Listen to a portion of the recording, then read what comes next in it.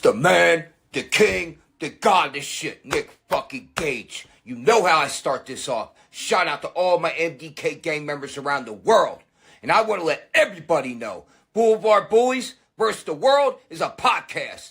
Every Tuesday, 7 p.m. live on YouTube with my motherfucking boy, Larry the Legend. And what the Blvd Bullies are doing, they're trying to ignite a revolution. Within the fans to unite and make the crowds electric again. So check out the Blvd Bullies vs. the World. 7 p.m. live Tuesdays with Larry the fucking Legend.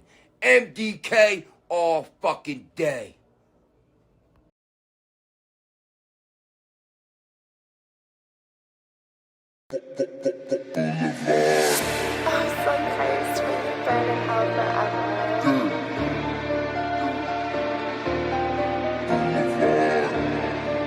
We're live.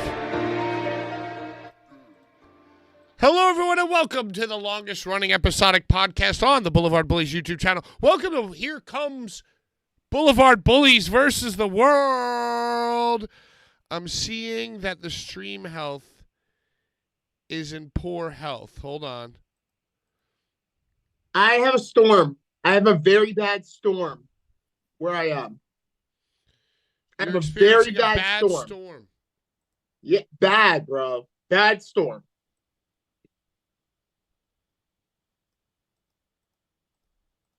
I mean, it's looking okay now. Can I get an okay in the chat? Can I get a something in the chat? We're fine. We're fine. All right, let's start over.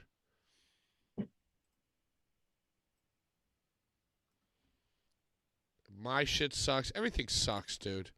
Bro, it's bad. Everything sucks. The superb owl.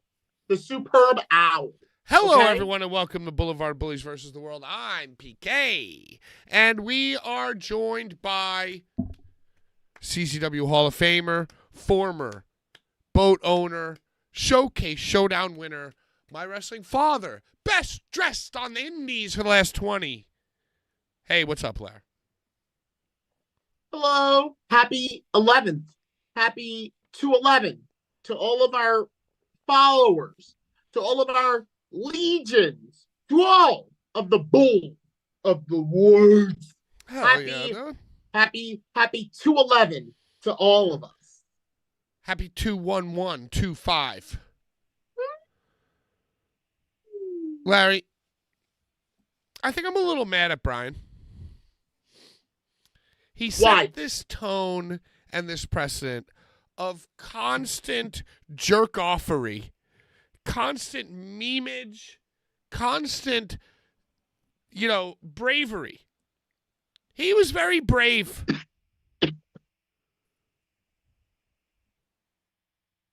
Larry's frozen.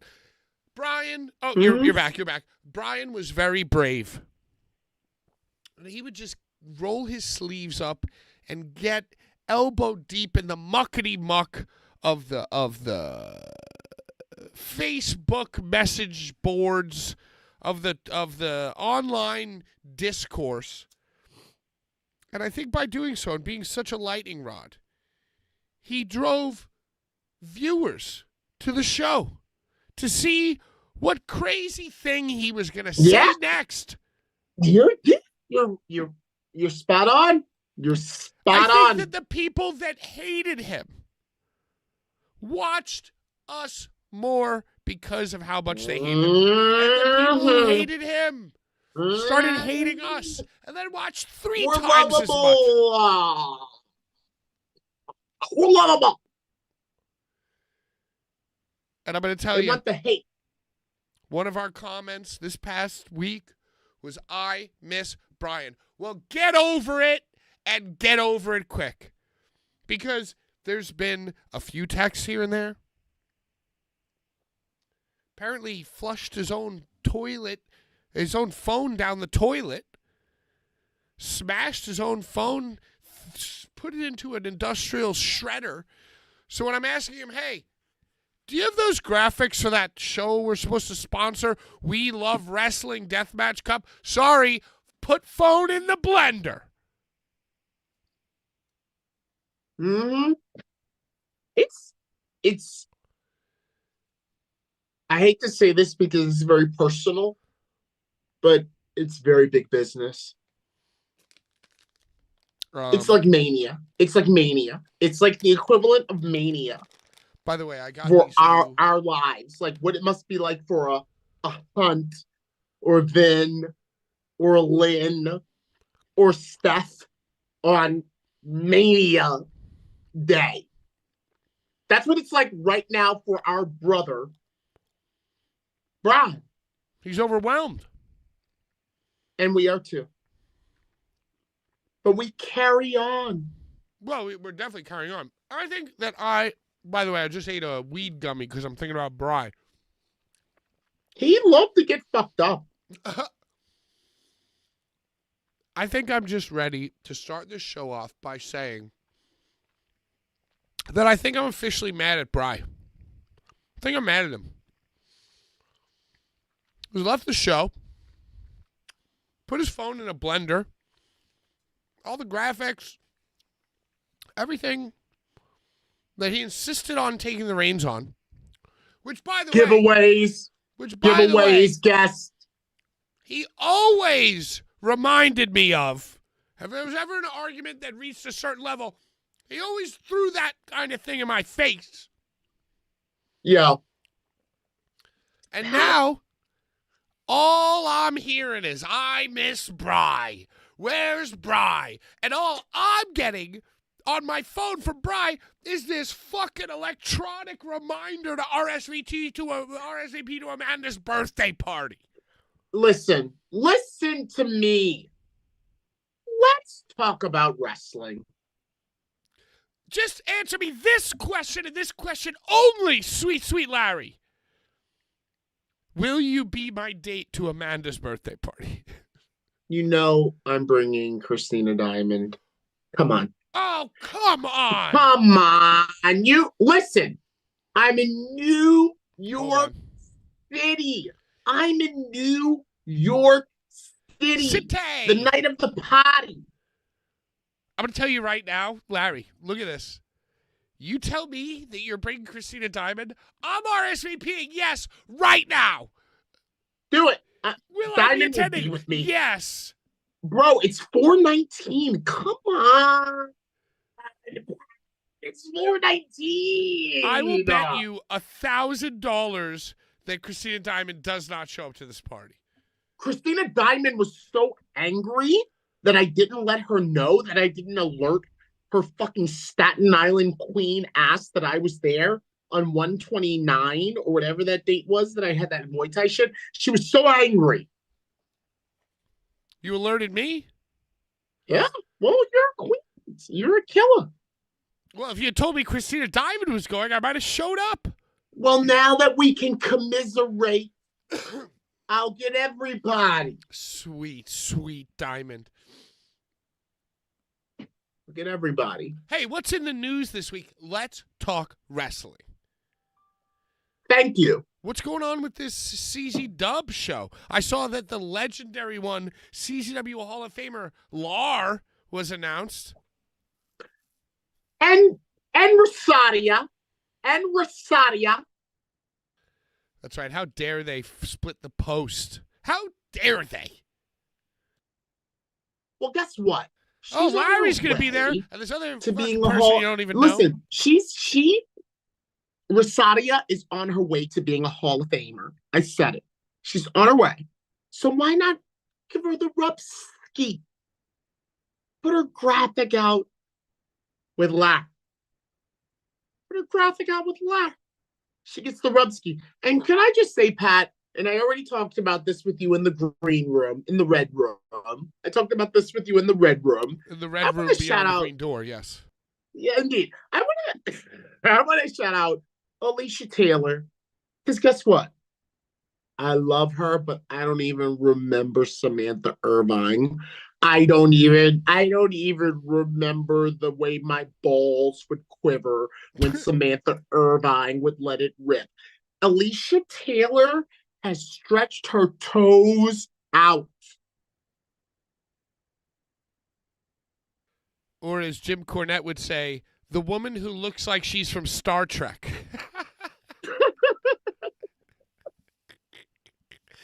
go, isn't that so true though, dude?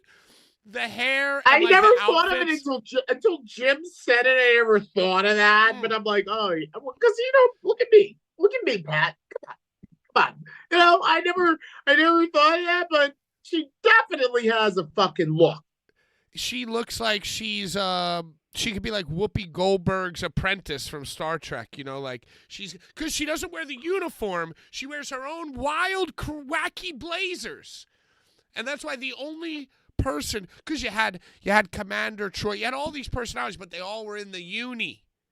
And the only person you would see, yes, Whoopi was in like the flowing. she's wearing like crazy shit. She was the bartender. Yes, bro. Yes.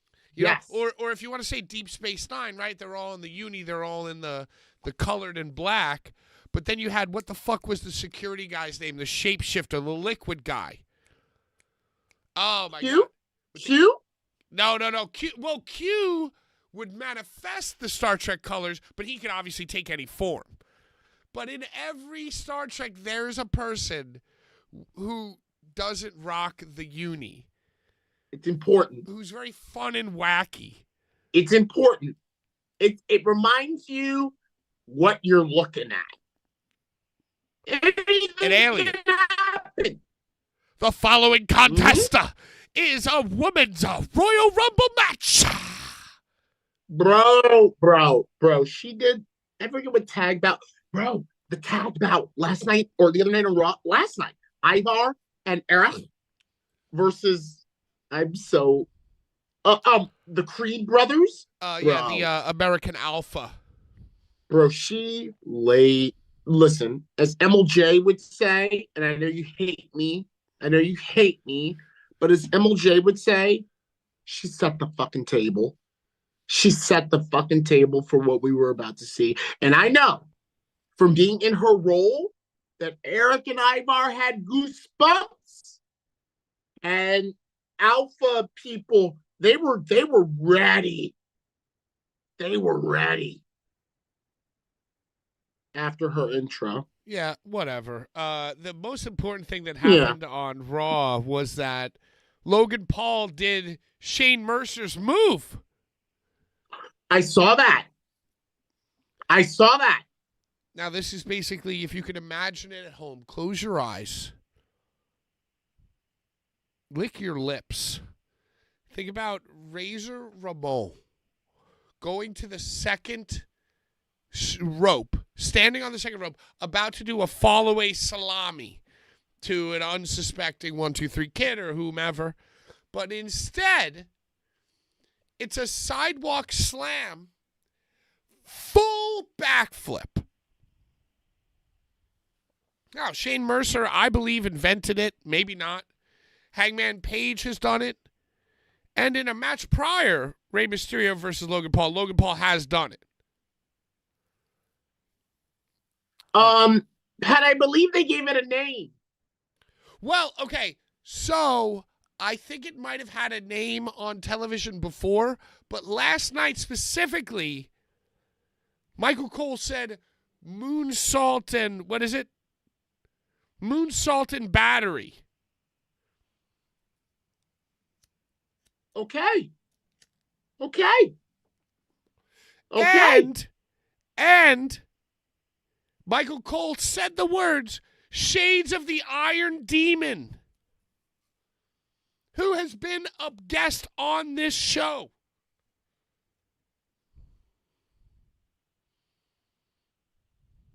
You hear me? Can I speak? Please. Can I speak? Please do. I feel like the goal is for every motherfucker in the United States of America that is doing wrestling to be getting their check from World Wrestling Entertainment. If it's not your goal, what are you doing? And I think that they acknowledge that all of us are in it to eventually be Alicia Taylor. And they're like, let's tickle their taint.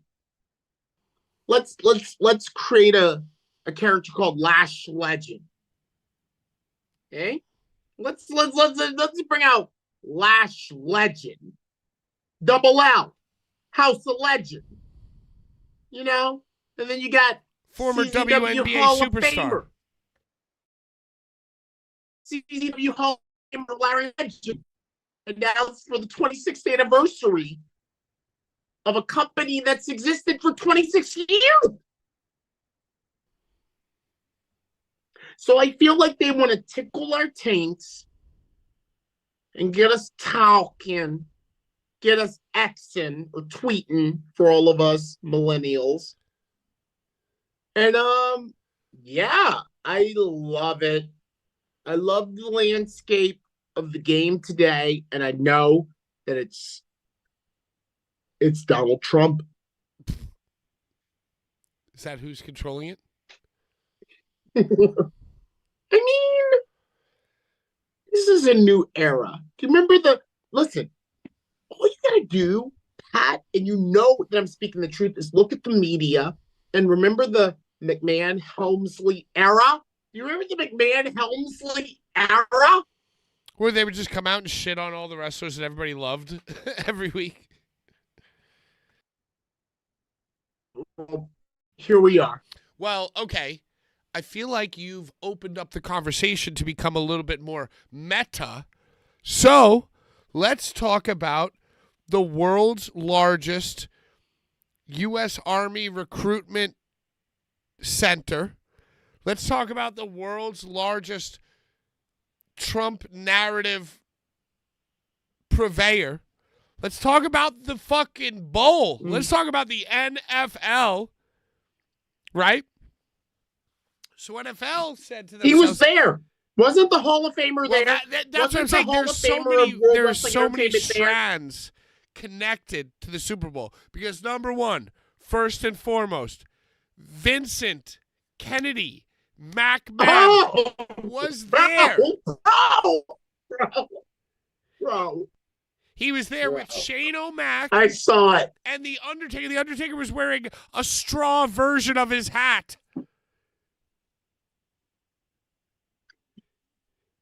He saw that Seth Rollins came out dressed like him, so he goes, my hat's going to be straw now.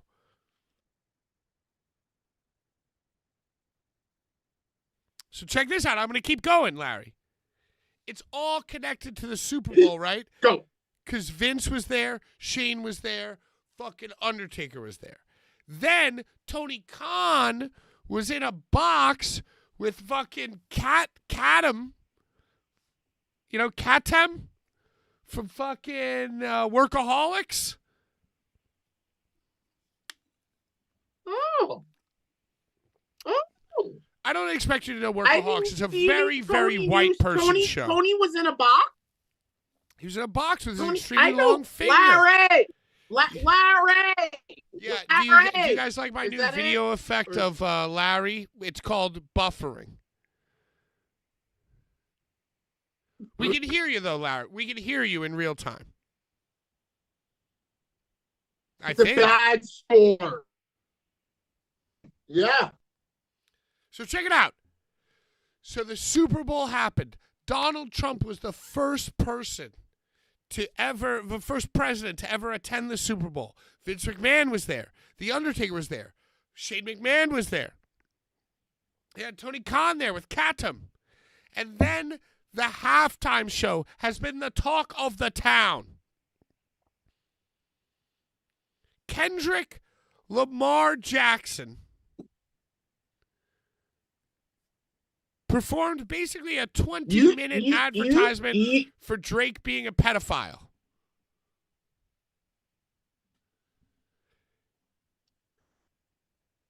And you see what they did, Larry? You see what they did is they... So, bro,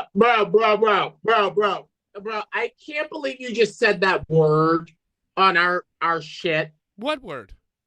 I can't believe you just said, well, you're taking it there. Wait, what did I say? All I'm going to say,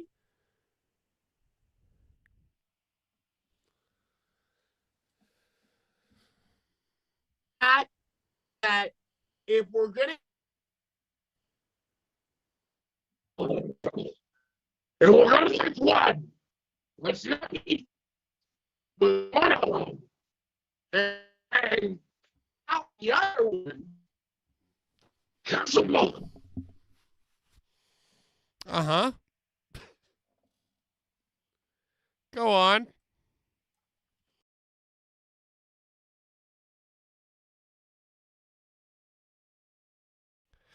All right, well, we lost Larry. Let's get to the thoughts of a cowboy.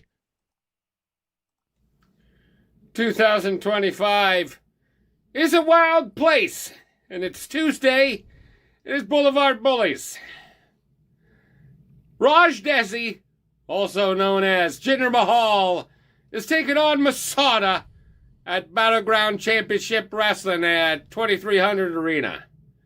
That's right. Did you have that on your bingo card? Because I sure fucking didn't. I only had the free spot, and I thought I had bingo, but I didn't. Raj taking on Masada. And I'm bringing this up for a reason, because the Stone Cowboy's got his own damn show coming out soon called, let me tell you something. And my first guest for that show is going to be the ultraviolet beast himself, Masada. We're going to sit down and talk about how headlocks aren't in wrestling anymore, and it's absolutely pussy shit. And how John Wayne's rolling around in his grave going, no more John Wayne Murdoch pussy fighting anymore. Let's get down to it. You know, let's Dick Murdoch a son of a bitch. You understand what I'm saying? But anyways, Raj Desi taking on Masada. That's it. I'm going to get baked again because I got some premium shit going on. Hello, toast, toast, toast. Larry, can you hear me?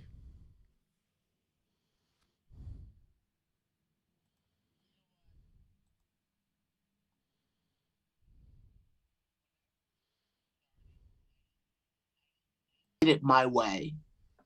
And y'all told me get the ring light and do this shit professional. But the ring light and all that shit fucking interferes with my connection in this old ass house. Do you think that the ring light is interfering with your phone's internet? No, I think the positioning of my phone on the ring light in this new room fucks us. And when there's a snowstorm, even more. Is Thoughts from a Cowboy done?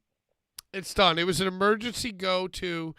I would love to hear your thoughts on Kendrick Lamar at the Super Bowl, but what I want to do is address the big announcement that Job for a Cowboy, Rhinestone Cowboy, has mentioned here, which is that Jinder Mahal is going to be fighting Masada.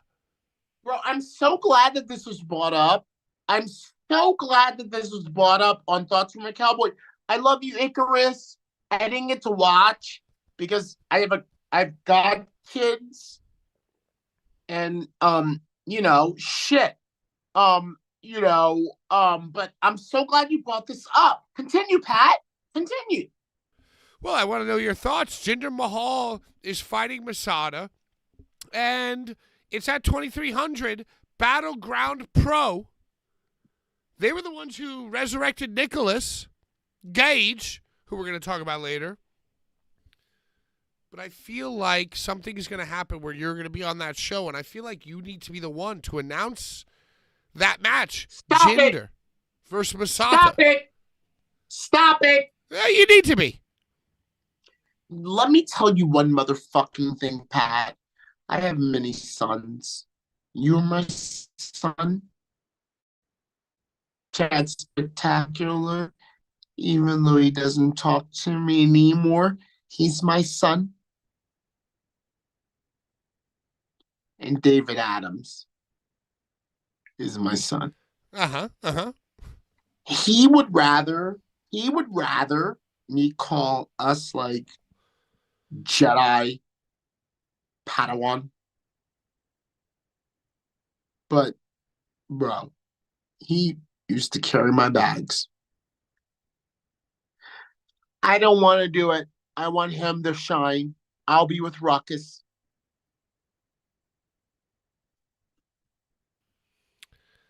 Well, there you have it, ladies and gentlemen. I feel like it's going to be a great match. Where are you going? Oh, my God.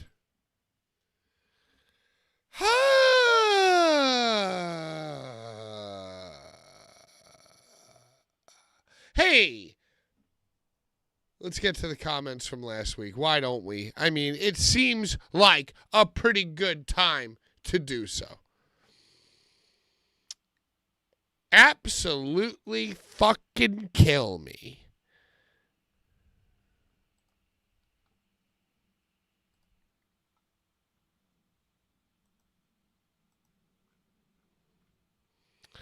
Not that many comments from last week, but I'm going to tell you this. Where is it?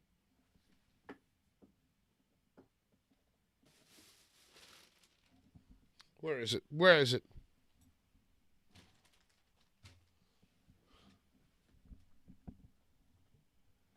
I had it right around. But I'm going to tell you right now. The best comment of my choosing is going to win this Chris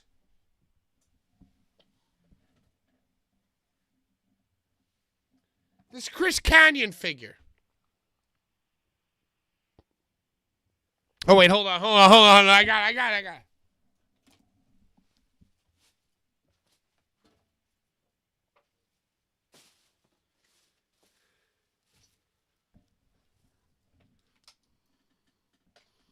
The best comment of my choosing is going to win this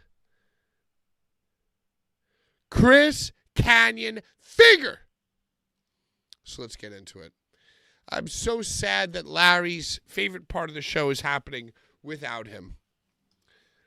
But my favorite part of the show was actually a few minutes ago when I found the joint that I thought I lost. It's a little stizzy. It's a little Derek Jeter. And we're going to smoke it while we read these comments. First comment, which will be barred from the record and completely disband. Objection. Leading the witness. Bren, 153. I miss Brian. Shush.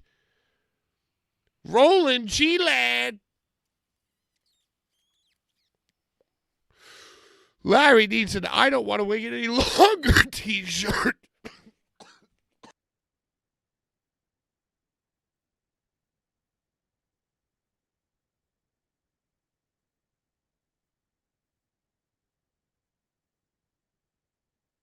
Oh. What happened to the show? I don't know. Whatever, dude. Larry needs an I don't want to wait any longer t-shirt. Great comment. Gonna be good seeing Slack on a consistent basis. Hope you're feeling better, PK. Thank you, Zimzo. I am feeling so much better, except the show sucks, which is making me upset. But I am feeling good. I am feeling great. I'm feeling grand.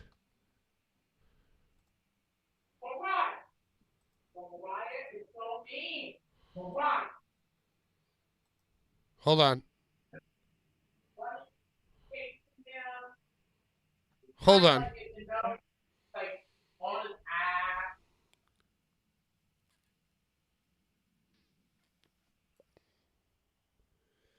Check. Toast. Can you hear me?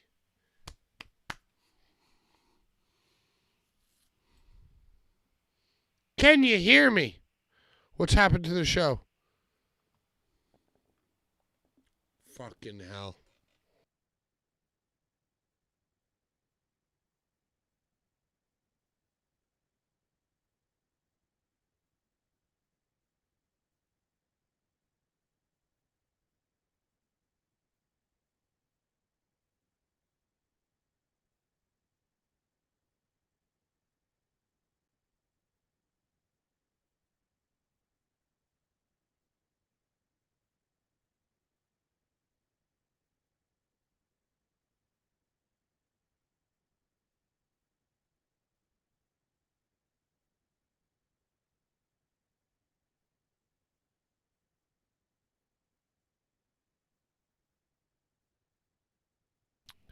Hello. Toast. Toast. Toast. Toast. Oh, my God. We hear you. You're good. We hear you. We had some BG noise from Larry. Yeah, and I heard some BG. Oh, my God. Yo. Fuck, dude.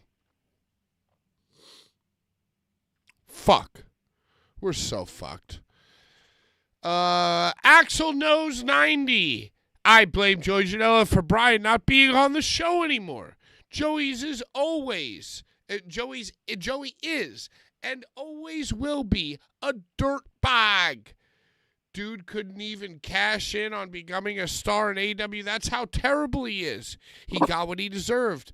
I wish the rules in wrestling were like they used to be, where you got blackballed if a fan beat you up. That whole roster should be fired just for getting involved in that stupidity. And in the age of camera phones, no wrestler should ever challenge a fan to a fight. I couldn't agree more, Axel Knows. And guess what, my dude? Guess what? You are going to win the shirt that I was about to send you and this Canyon action figure.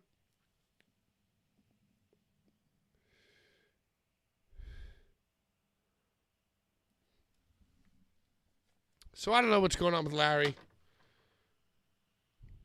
I hate this show. I hate everything about it. I'm mad at Brian. I hate Brian. I definitely hate Sean. I hate them all.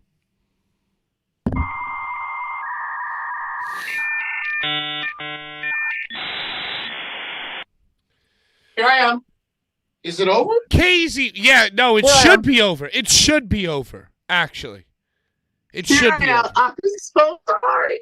Well, what did you do? Where'd you go just now? Where'd you go just now? Were you like scrambling? Were you scrambling around trying to like fix your phone and make your internet good and like make everything good? Or did you go like eat a piece of toast? I have 4 cats. Uh-huh. And I sequester the black cats, the boys, in one room. And one of them got out. Lydia, my boy Lydia, got out. And I had to coax them. I had to coax Lydia. I was scratched. I'm bleeding. There's blood. There's blood on this deathmatch podcast because Lydia was like, get off of me! Let me fix my Casey shit. Brown with the $4.99 super chat. Thank you. I think Casey Brown, Larry's oldest backyard friend, is the only person who likes the show. He's the only person who still He likes it now likes that Brian's gone. He likes it now that Brian's gone. He likes our banter, our shit. He doesn't like no other motherfucker. He just likes us. Question for the chat and panel. What's the best wrestling botch that unintentionally made the match even better? I already know what my answer is. And this might be controversial. You might think I'm a poser. But I gotta say, what the fuck's the dude's name, dude? What's his name? This guy.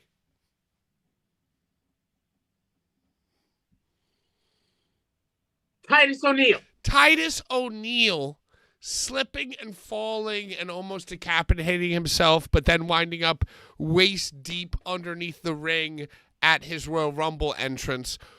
Was it a work? Was it real? I don't know, but it was my favorite. Yeah, nice and simple one there, Larry. That's a good one.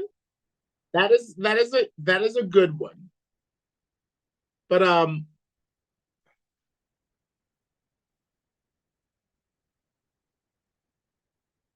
I gotta say, for the fact that I experienced it as a true WWE mark, listen to me, Pat, as a true WWF mark, bro. When Rock fought Hogan in Toronto and the crowd was like, we're about Hulkamania, even though Hogan was NWO Hogan, dude, I like lost my shit. And the fact that they were smart enough to just be like, all right, I'm heel, let's do it. At that Mania, bro, that was like the most magical, cathartic experience I've ever had as a wrestling fan, because I was like, this is why it's real. I was like, I don't give a fuck about no Super Bowl. I don't give a fuck about no NBA Finals. I don't give a fuck about any of that shit that they try to tell us is the real shit that should be in the newspaper. That phenomena of the fans in Toronto being like, no, red and yellow Hogan and Rock and Hogan being like, oh shit, brother, we gotta fucking do this shit where you're the bad guy now. Well, and they were able to adjust. They called it in the ring. In real time. In real time, in front of like 70,000 and I don't know how many million viewers, they had the presence of mind to be like, this is our shit. We do this for all of them. Okay, let's work. Let's fucking work. Rhinestone Cowboy with a great comment. Brock Lesnar shooting star press. Dude, I still can't even watch that. I look away. I kind of had a feeling that was going to happen to Logan Paul when he did the moonsault and battery. He cut it a little close there. Logan's in his prime, pun intended. All right, let's get back. And by the way, you look great now, Larry. You look so good.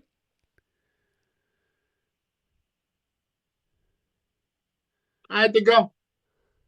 I had to shed blood. You had to just give some blood. Hey. Yeah. So, what were you going to yell at me about with the Kendrick Lamar halftime thing? You were going to yell at me for a word I said. You said, I can't believe you said that word. But I don't think I said... pedo. Well, Kendrick Lamar said that. Well, he didn't but bro, say but bro, the we word. don't even He want didn't to bring say that the word lyric. up. We don't want, but for our monetization with all of the hate watchers, we don't want to bring that word up. Okay, fine. Just like how there was a word Gins used to say, and you would be like, oh no, for the monetization, you can't say that. We don't say that. I don't even know who you're referring to, Larry.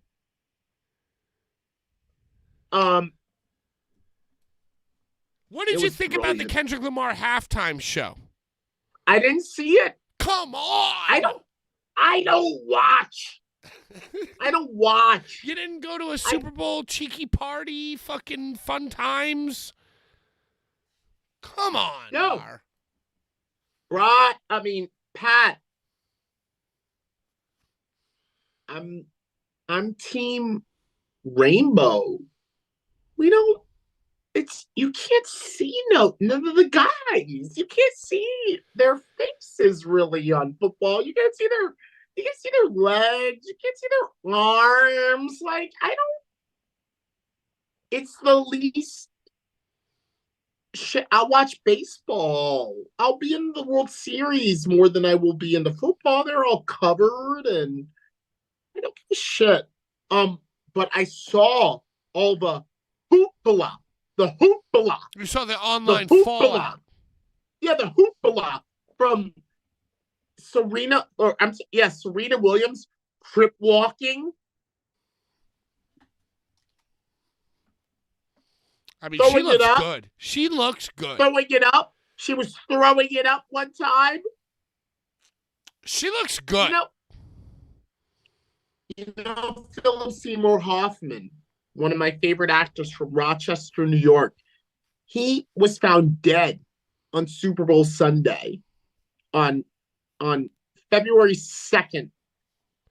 What was it, 2014? He partied too with hard. 50 bags of heroin around him. Hell yeah, dude. On 2/2.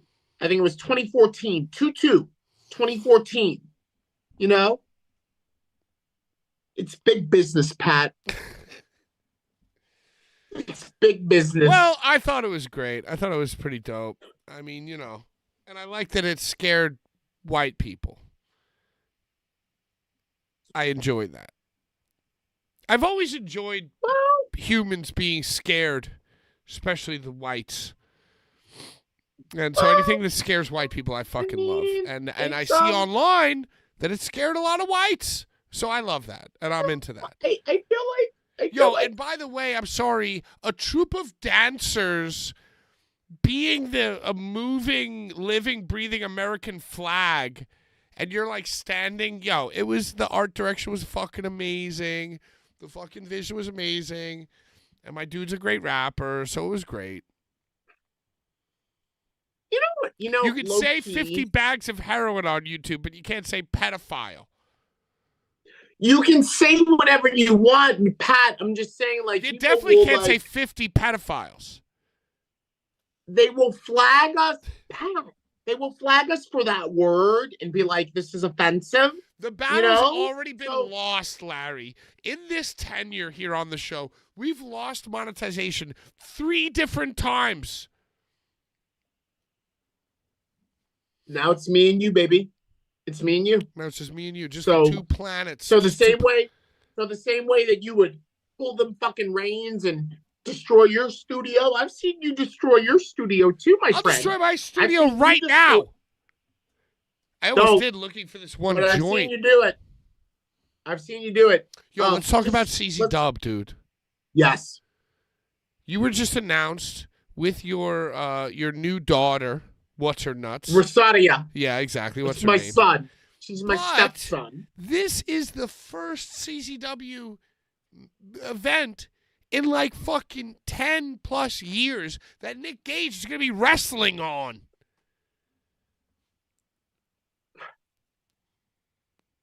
You feel me? And he ain't wrestling no schlub. He ain't wrestling no boy or different boy. He's wrestling Alex Alex Colon, dude.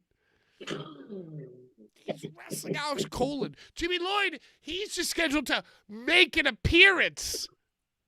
He's just gonna make an appearance. But yo, Nicholas Gage and Alex Colon are fucking wrestling on this show that you just got announced at. And you're a Hall of Goddamn Famer. What?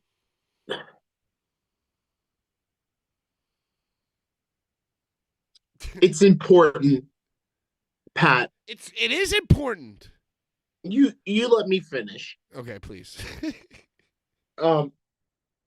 It's important to check motherfuckers. Do you understand what I'm saying? Like, check. You're checked. Okay?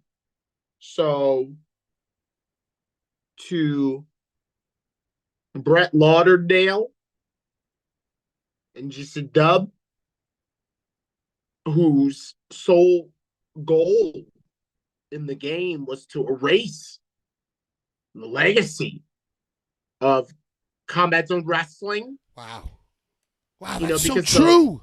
Because the bottom fell out on the whole Giancarlo deal. Their whole goal was to erase the legacy. Well, how fitting that on the 26th anniversary of this motherfucking shit, Nicholas Gage, and Alex Colon, and Larry fucking Legend, the Hell yeah, dude. trilateral, the trilateral Gage. We're convening in Atlantic City. We know who runs Atlantic City. CZ Dub does. We're convening and we're checking motherfuckers to remind them of who is in the motherfucking Hall of Fame. Hell yeah, dude. Hell yeah. And scheduled to be inducted into the Hall, Justice Payne.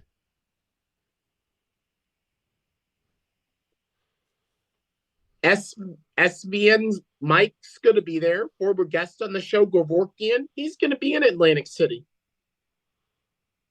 He's flying out just to be a witness. For Justice Payne.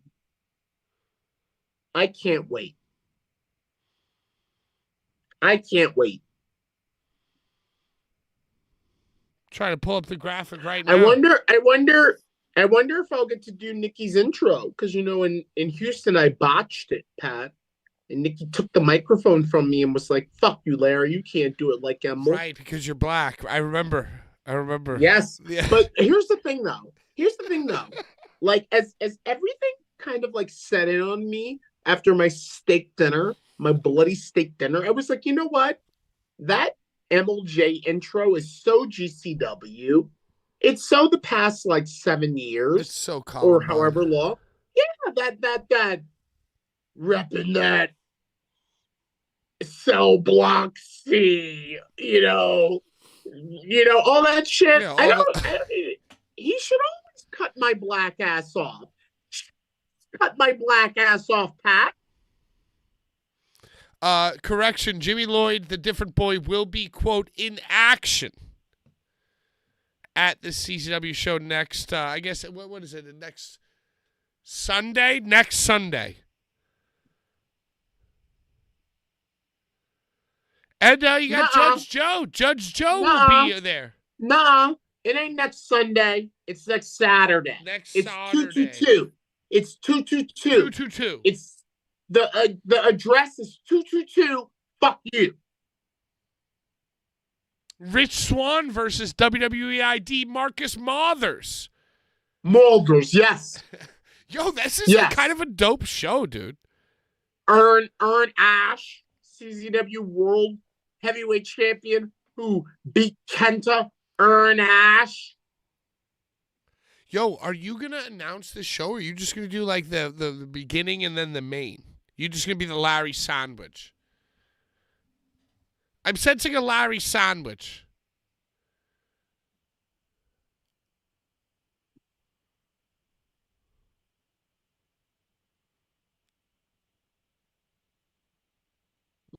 Pat,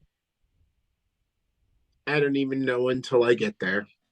Yeah, you'll the find last out when you're there. time, bro. The last time I was there, I filmed some shit I didn't even know was going down for Mox.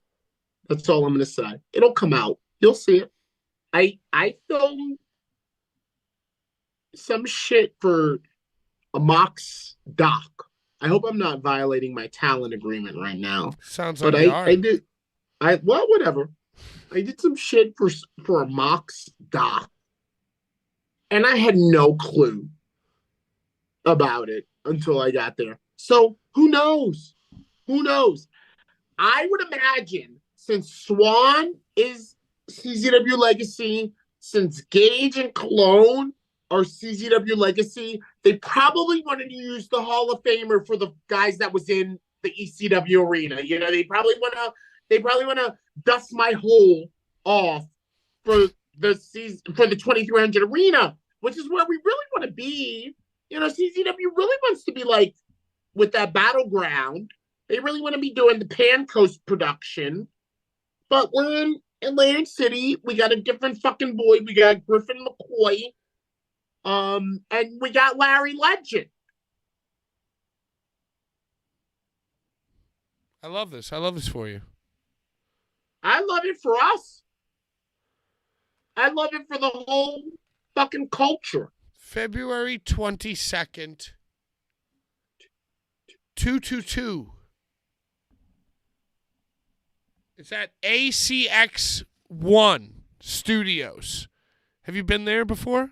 Do you know that? That's where Cage of Death was. That's where Judge Joe Dreadfuck. Oh, okay. So that's a nice little spot, bro. It's beautiful. MLJ, former CZW MC commentator MLJ, told me that it used to be. Oh, come on. He's a Sag. He told me it used to be a video arcade. That he was like, yeah, Dance Dance Revolution used to be right over there, and Mario Kart used to be right over there, and fucking Donkey Kong Bongo was right over there. Because, he's an Atlantic City native. That's his home. Huh. Him and Tremont, they were neighbors. Let's talk about your son, Emil. Because for weeks, I've been criticizing his overly performative. And listen, in 2010, this guy was wearing D3 shoes and Dickie shorts. I always knew he was an idiot. So, over the last few weeks, I have brought up to you, first and foremost, him in the Megan Bain, Atticus Cogar build-up at one of these shows that they run. God bless him. He goes, well, Megan Bain runs out to interrupt an Atticus Cogar interview. He's like, well, Megan, it's not time to, it's not time to fight, just, I didn't see that. Which Whatever that is, I didn't see. So fucking lame. And look, but hey, I saw the other thing on Botchamania 506. that's what I'm getting to. That's what I'm getting to. I'm trying to build to this. Go ahead. So I shit on him about that.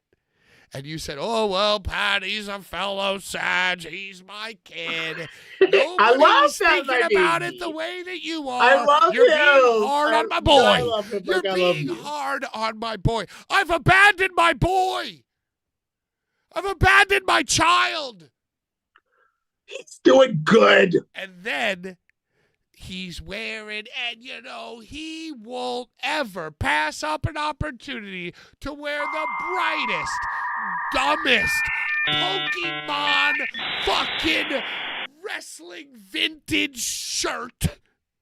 He'll never pass up the opportunity with the brightest sneakers and the dumbest velour tracksuit.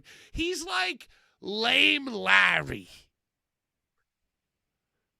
He's like the whitest freestyling in the hallways of his high school in fucking, where was he from? Where did you say, Larry? He's an Atlantic City native. City. Fucking loser. Okay? So just because you bought the Razor Ramon fucking vintage shirt off eBay for $75, by the way, in a time where it's already been established that that's the norm thing to do. You ain't on the cutting edge of thrifting, my boy. Okay, but thank you for the matching sweatsuit. So whatever, Larry. Then what does he do? He wears the brightest, most orange to the Hammerstein Ballroom. I think that was his uniform. And then, in a moment that made that Megan Bain moment look professional, he tries to wrestle the sledgehammer. And by the way, correct me if I'm wrong, Larry. He tries to wrestle the sledgehammer away from PCO. PCO, appearing live, smashes the digital title, with a sledgehammer. But then MLJ's like, no, stop it. What are you doing? Stop. No, it's not time. PCO, your time is up. Your time is up. If I was PCO, I would have crushed his head with the sledgehammer like he was in Midsummer. Larry, please fill in the gaps here. Am I bugging? Okay. I'm going to say one of my pet peeves in today's industry is how they take the mic from Tony Schiavone. Have you ever noticed on AEW, all the guys just take the mic from Tony Schiavone and he just stands there with his hands crossed around his crotch in the corner while they cut their promo? Jungle Boy, all of them. They all take the mic from Tony Schiavone. I kind of like that Emil was trying to like be like, hey, I have a role. Stop it. I have a role. Yeah, that is Bro, always what he's come trying to on. do, is say he has a role. But he does, Pat. Yeah. He does. Yeah. He Because does. his boss is an idiot too. Stop it. So tell me, Larry, tell me what happened in Botchamania 506. The whole point of this story is that I was finally fucking validated and vindicated because MLJ was highlighted in the latest episode of Botchamania for the exact same You're things. Spinning. Hold on. You're spinning. What was highlighted, I truly feel, in the Matthew post, and it was the ending. And you always know the ending of Botchamania is the best. It was the ending. It was PCO trying to like smash this belt. That was the true botch. The true botch was PCO with the sledgehammer trying to smash this belt. And he would hit the chair. And then the belt would fall down on the mat. And he'd be like, okay, let me get it back up and get it down. And he hit the chair. And the belt fell down. But I can't believe you.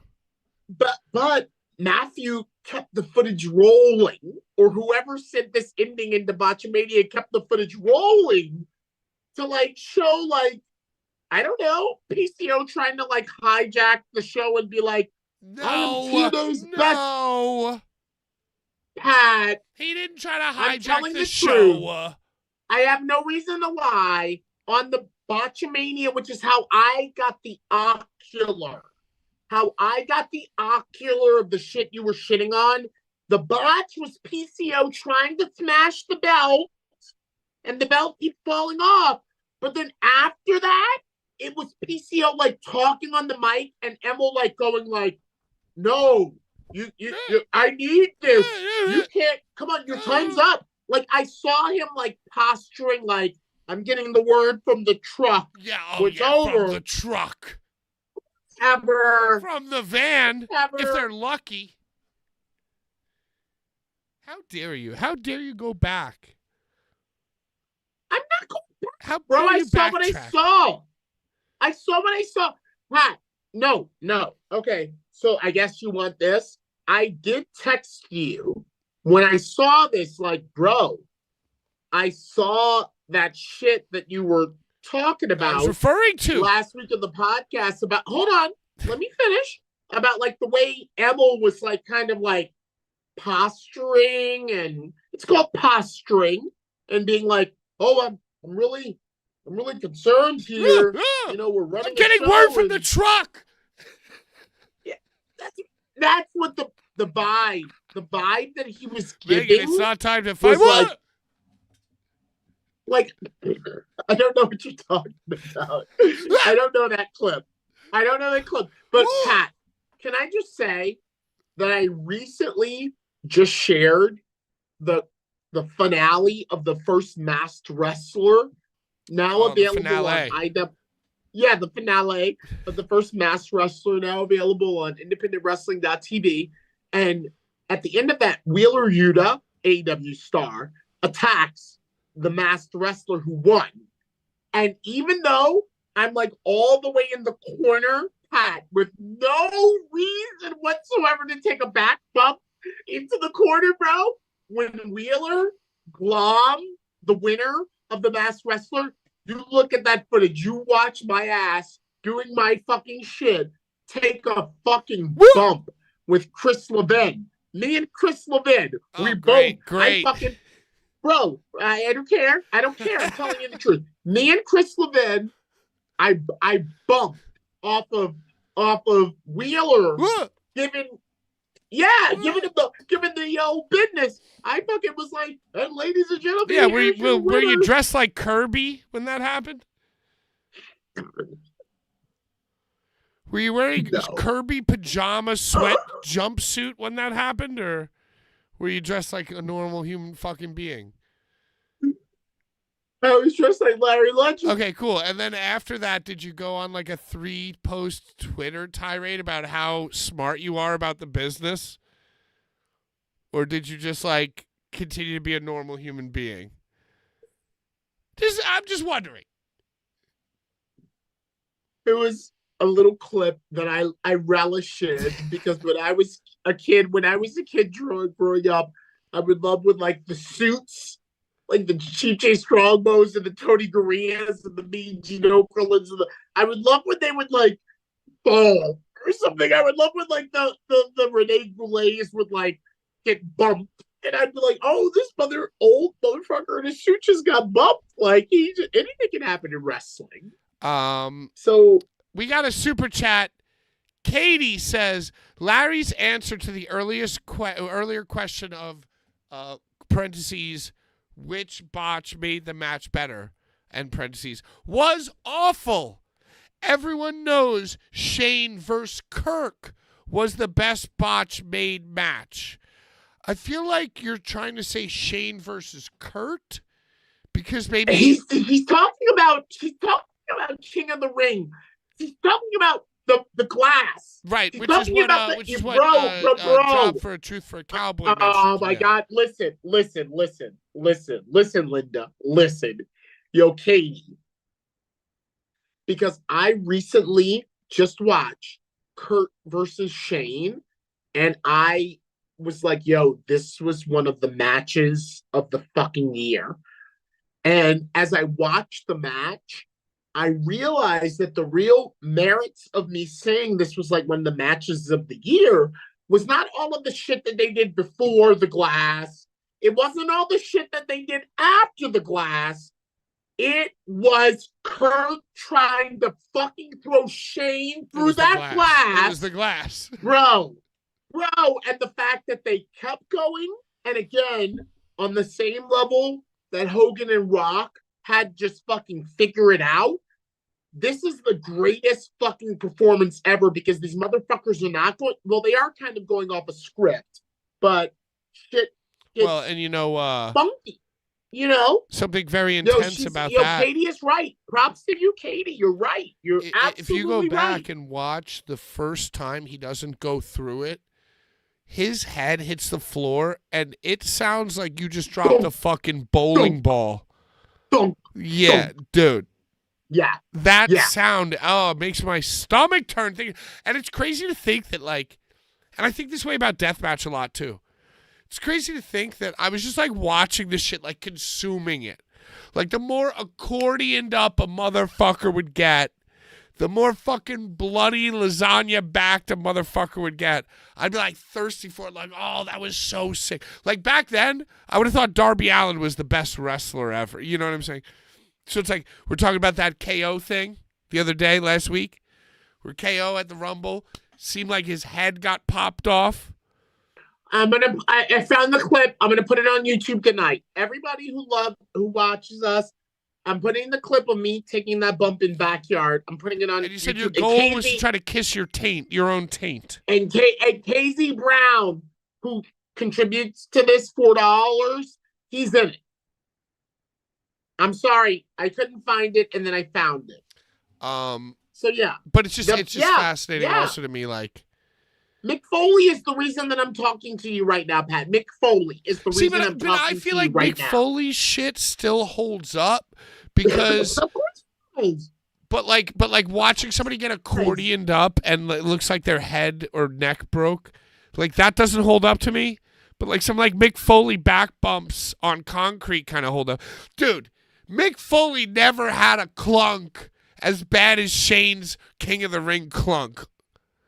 But Can I just say, the background music of Mick Foley's choke slam through the cage at King of the Ring 98 of Jim Ross saying, will someone just stop the damn match? Stop the damn match. Bro.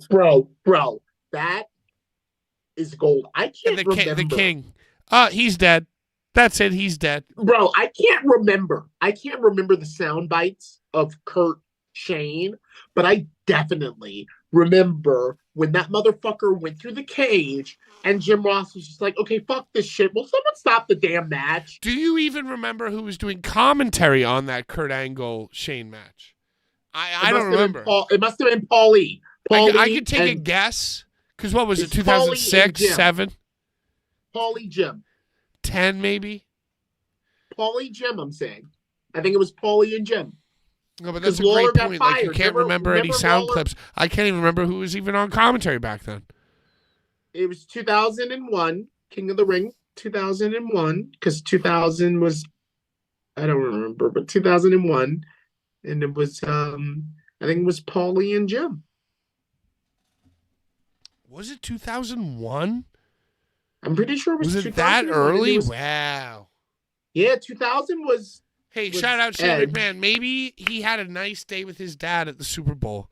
Maybe him and The Undertaker and Vince. I can't believe they were together. They were all You together. revealed that to me. I didn't know. I saw Vince. I saw Vince with no mustache. I did not know Shane. I did not know Shane and Taker were there. But dude, now that Trump's president, Vince has got access to the adrenochrome now, so that's why he's like looking Indeed. better. Like when Biden was around, Vince he was floundering, dude. He was dying. The last 8 years of Biden destroyed Vince. All the shit came out about him and all this shit. Now Trump's back, dude. Vince is looking 10 years younger. He's at the Super Bowl. He's repaired his relationship with Shane. Undertaker's wearing a straw hat. Breaking news, Larry. I will give you one guess as to who Jimothy Lloyd is wrestling on the CZW show coming up 2 Saturdays, a Saturday from now, this Saturday. 222. Give me a few guesses. Well, I mean, he attacked someone at the Cage of Death. He attacked. Was it Griffin McCoy? Did he attack Griffin McCoy or? I'm gonna give you a hint. Jimmy? He attacked Tarzan Duran. Did he attack Tarzan Duran? Because I that's think who he he's wrestling on the show. Yeah, That's he who he's attacked wrestling. Tarzan Duran. That's who he's Randomly. wrestling, Larry. God damn it. Good. I Great. don't know why I thought Griffin. I got Griffin on my mind. He's young, dumb, and broke. Did you see that Darby Allin got in touch with DDP and also in touch with his friend who's dying of alcoholism, not unlike me, Bam Margera?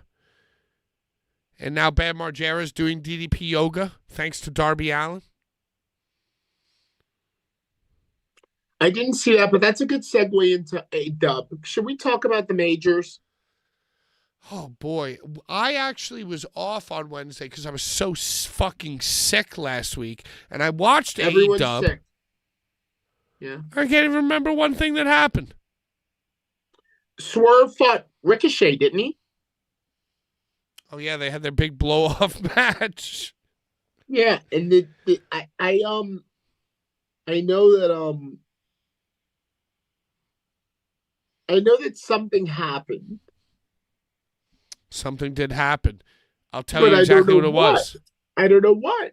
Well, Ricochet stole the Jimmy Rave Embassy That, bro, coat. you're so good. The You're jacket, so dude. good. The You're jacket. So good. He You're so stole good. You're the so good. jacket. Yeah, he stole the fucking jacket. It's a fucking jacket. Bro, that jacket worn by fellow Sagittarius, Jimmy Rave. That is a legacy item if I ever seen one. Original ROH logo. The jacket is by far, to me, the most over thing in this whole story. I don't care about Ricochet with his stupid glasses. I don't care about Swerve, steroid Swerve, blown up like a balloon with his golden ass Do teeth. not. Don't you dare. And then you got Coffee Nana, who, by the way, love that guy. Love that guy. You But he's dare hanging on by a besmirch. thread, dude. Finally, the most prominent Don't you thing in dare. all three of their lives, which is the embassy jacket, is finally being made a storyline. The most important thing in the whole storyline is the fucking jacket. Ricochet's got a plus 10 interest buff as long as he wears this jacket. As long as this storyline revolves around this fucking old-ass, dusty carpet jacket, I will pay attention because of the jacket, because of Jimmy Rave, because of Nara. Can we talk about the fact that WWE is initiating this WWE ID thing to snap up the Zeta Steels, the Richard Holidays, all of the fucking bubbling motherfuckers on the indies? What does that mean? Talk about what is but ID? listen, what does Pat, WWE ID mean? Listen, Pat, listen. Can we talk about how also AEW will have Ricochet win the jacket or steal the jacket and appear at Defy? Okay? Appear at Defy in Spokane, Washington, or wherever they are. In the jacket. Swerve a Defy regular, since he was CZW World Champion, does a fucking run-in, runs Ricochet off. Can we talk about the ramifications of everybody under the sun trying to get that WWE glow and AEW pulling stunts like this? Okay. If I was Tony Khan, if I was AEW, I would be doing more or less what they're doing, which is that I want to try to capture that PWG vibration, that indie wrestling vibration that was, by the way, vibrating at a very high level when they first started. Very, very high level. But also, here's the problem. Here's the main problem, Larry. That Vince McMahon got murked. Vince got. So that was Vince McMahon riding and driving everything into the ground, and the narrative of the employees coming over to this safe harbor, this pilgrimage, this beacon of hope and light, because they don't understand me over there, right? That was the AEW's main power. And now WWE is the babyface. WWE is fucking dope, dude. And AEW is scrambling. They have a terrible writer. They have a terrible writing system. And the wrestlers have too much say in what they're doing. But with that said, if I was Tony, what I would be doing is I would be doing shows at Defy. I'd be doing New Japan West Coast, Pacific Northwest. I'd be going to every indie that isn't in bed with WWE, and I'd be trying to capture that magic. So I don't blame them for that. And can you imagine if you're a Defy fan? For the fans, think about a fan who is not cynical like us. Think about a person who's been going to Defy like me or you would have gone to the Queen's Elks Lodge or the 2300 Arena, right? Like, think about those fans who are going there religiously now.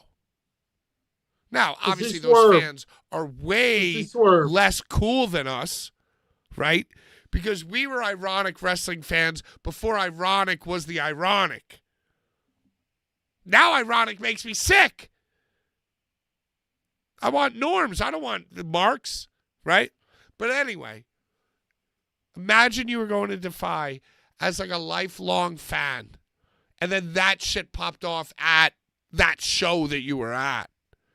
That'd be fucking dope. I'm out of their demographic. I'm too old. I'm too old to understand. But strategically, you would think that's their best option, dude, is to try to recapture the fucking magic of the indies. The only problem is that all these indie guys think that they need to have this like fucking multi-leveled story, backstory, fucking motivation because they're on TV. What was the best part of the indies was that it was just crazy. I don't know. That's my thoughts. That is my answer to your question, Larry. even remember what we were talking about. I fucking hate you, dude.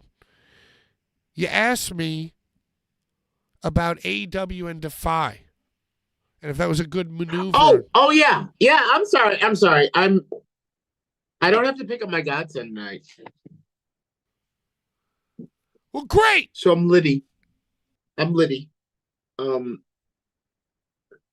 I love it. I love La Resistance. Do you understand, Pat? I love La Resistance. And what I really hope happens is I hope the rumors of Vince doing his own shit are Hey, apparently what it means to be WWE ID is that some of their matches get aired on Tubi. Because, WWE, they're expanding. Stephanie McMahon has a show on ESPN+. Tubi airs like the WWE main event, Saturday morning main event, and like the Speed Championship. So some of the WWE ID guys get their shit aired on Tubi. And if another company offers them a contract, WWE gets to make a counteroffer before they make a decision. Well, hey, Marcus Mathers, WWE ID. Aaron Rourke, WWE ID. And I guess we'll see what the future holds for that. Zeta Steel. Love her, live for her. Yeah, she looks great. Pat. Yeah. I really don't wanna. I really don't even wanna toot my own shit here. But the way that I even discovered Tubi back when the colors were red and black was because they had Urban Wrestling Federation. You remember that Hammerstein Ballroom appearance I made in like 2011? The first reason I even discovered Tubi as a thing was because someone sent me a link to the UWF shows from back in 2011. I was like, oh shit, I'm on the internet. I'm on the streaming. Well, no. What it's called is WWE Beyond.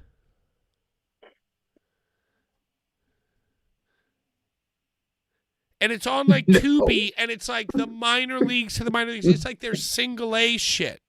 It's like they're developmental to developmental, like people who are trying to get on NXT even. And they just launched a show on A&E, LFG, which is like, let's find good wrestlers or something. And it's fucking Bubba Ray, Alex Jones, CM Punk, Booker T, fucking Undertaker, and they're all like helping these fucking people. And I guess those people are gonna make it to like fucking Tubi. Bro, I saw that. You know the algae? The algae just pushes shit to me that's wrestling. And I saw some shit where like it's like kind of like Tough Enough. It looks almost like It's kind of like a Tough Enough, but I think that's gonna lead into the Tubi Beyond. I guess they're adding a third layer. All of this shit means that we, Blvd Bullies and IWA Deep South and CZW and GCW, we all need to go harder than ever. Harder than ever. Well, I feel like by harder than ever for me, I'm not trying to get bookings at some fucking bullshit thing like some of our House of Glory. But yeah, some of our other ex-co-hosts might be trying to do. I'm not trying to carry chairs and set up tables and suck cocks and balls. For House of Glory now. Did you hear that Mercedes was going to appear at House of Glory? Bro, did you know that Zelina Vega is Red's cousin? Hey, who do you think has worse boob implants? Zelina Vega or Paige? I don't think I've ever looked at Zelina Vega's peats. Well, so I tell you a whole story, and you say you weren't even listening. I asked you a poignant question. Bolted on titties. Bro, I'm more into like ass and legs. I'm a Stacy Keebler, Alita, the thong. I'm more into like that than titas. So titas never have been like va va va Oh my God, for it was me. just Where a I'm like, goddamn I'm question. not. I Well, can't they're tell both you. terrible. I can't tell you. I can't Look tell it up. you. Get back to me next week. Fine. Thank you. Thank you. What else, dude? How about how's Allie? Shout out Allie who broke her leg in the Hammerstein Ballroom. Is how are things with? Have we heard anything about her? She got her GoFundMe. Yeah, I think she's doing great. Hey, did you hear that Aleister Black, Miro, and Ricky Starks' contracts are all up with AEW and they're all free and clear to go about town? Did you hear that? I did. I saw that. I saw it. And then WWE, they just trademarked a list of new names. They released a whole bunch of other people. They released Sonya Deville. They released the Motor City. No, not Motor City. The fucking, Machine Gun Jim and Carl Anderson. Who? The fucking guys. The Bullet guys. The Bullet Guy tag team. Oh, Carl Anderson and fucking Doc Anderson. They're released. Gallows. Sonya Deville Gallows. released. That amazingly beautiful Scottish red-haired woman, Elsa Dawn got released. A bunch of other people got released, right? So to me, Larry, my theory is they're making room. Toast. Larry.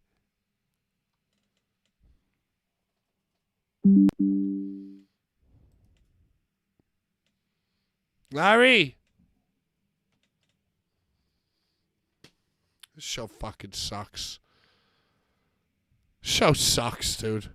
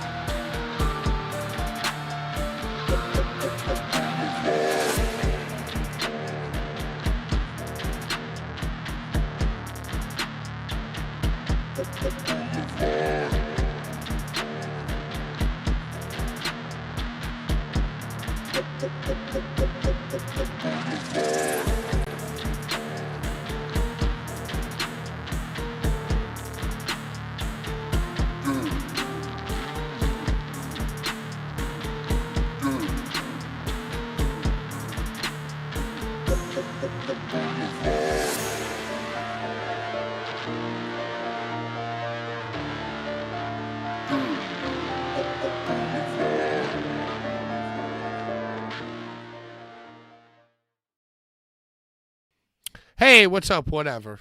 Who cares? Is there anything else to talk about? Or can I just go dig myself a shallow grave and die?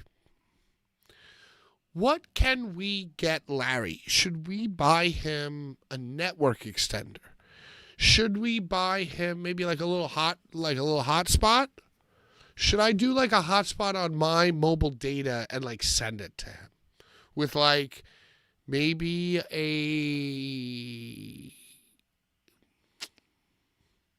he's doing it from his phone. I'm not going to buy the guy a laptop, and a webcam would do him no good without a laptop. He's already got a ring light. Yeah, maybe we just send him like a network extender or maybe like a fucking hotspot.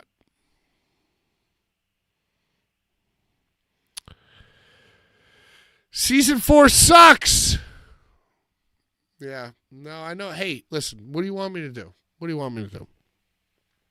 All I can do is try to take proper notes every week and call Larry and hope that he joins. And, and obviously we love Larry and everything he does for the show. We love all of you at home. Let me tell you something, brother. If it's just poopy internet, extender won't do anything. So maybe a hotspot. Maybe we send him like a little fucking hotspot, dude.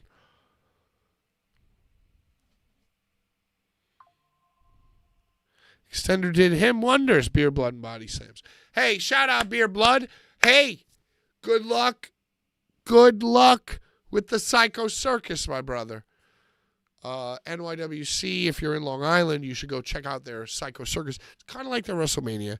They do like a whole fucking Survivor Series cage match type of dealio. And this year, it's fucking the jilted lovers of NYWC, the people who feel like they didn't get a fair shake. And you got Bull James. You got Stockade. You got Bad Brad Benson. You got a whole bunch of people. And they're fighting the NYWC defenders, the home team, the baby faces. A bunch of dudes. I think J-Red's in there on the good team. And you got, of course, Kaysen, Beer, Blood, and Body Slams.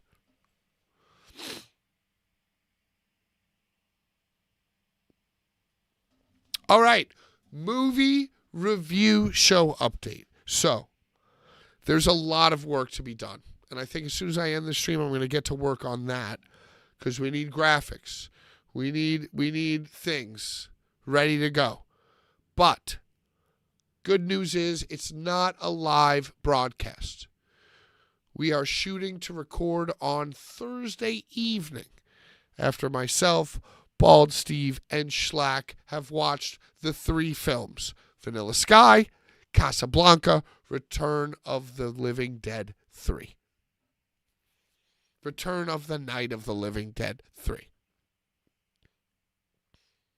So, we're shooting to record on Thursday. I'm thinking about maybe we get it out the week of the 16th.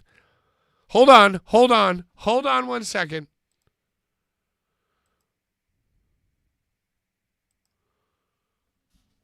Am I even on? Yeah, you're on. Yeah, you're on. Bro, my phone went into emergency sheet mode. If y'all don't know, full transparency, I do this off the iPhone 13. Oh. Yeah. God damn it. I did this off the iPhone 13 Pro, and it's obsolete. Come on. If you're an I, an iPhone 13 Pro is obsolete. So it overcharged, it heats up, and it just shuts down. What was the last thing we were talking about? I don't remember. Cedric Alexander was also released. Cedric Alexander released.